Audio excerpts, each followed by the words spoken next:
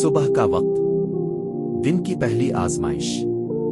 جب مؤذن اذان دیتا ہے اور اللہ اپنے بندوں کو بلاتا ہے تو یہی وہ لمحہ ہوتا ہے جب شیطان سب سے زیادہ کمزور اور ناراض ہوتا ہے۔ رسول اکرم نے فرمایا، جب انسان سوتا ہے تو شیطان اس کے سر کے پچھلے حصے میں 3 گرہیں لگا دیتا ہے۔ صحیح بخاری۔ اگر بندہ جاگ کر اللہ کا نام لیتا ہے، وضو کرتا ہے اور نماز پڑھتا ہے تو وہ گرہیں کھل جاتی ہیں اور دل میں نور بھر جاتا ہے۔ لیکن اگر وہ سوتا رہ جائے تو شیطان کہتا ہے ابھی وقت ہے، تھوڑا اور سو جا، اور وہی لمحہ انسان کے لیے سب سے بڑا نقصان بن جاتا ہے، کیونکہ وہ سجدے کا سکون کھو دیتا ہے۔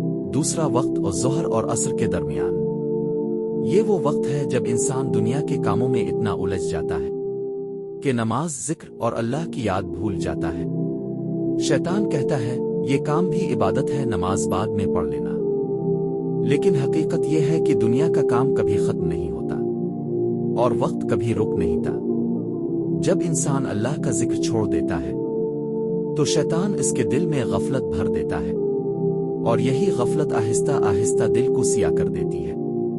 تیسرا وقت، رات کا، یہ وہ گھڑیاں ہیں جب ہر شخص اپنے حال میں ہوتا ہے، کچھ عبادت کرتے ہیں اور کچھ گناہوں میں کھو جاتے ہیں۔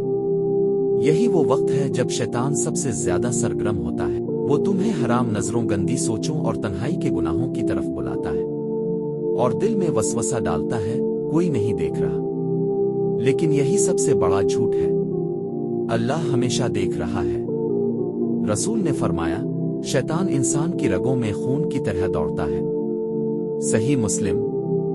لیکن اگر بندہ اس لمحے صرف استغفر اللہ کہہ دے، قرآن کھول لے، تو شیطان جل کر بھاگ جاتا ہے۔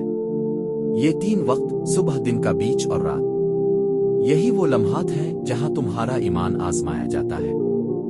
شیطان کے پاس بہت وقت ہے، لیکن تمہارے پاس اللہ ہے، اور جب بندہ اللہ کا ہو جاتا ہے تو شیطان کی ہر چال ناکام ہو جاتی ہے۔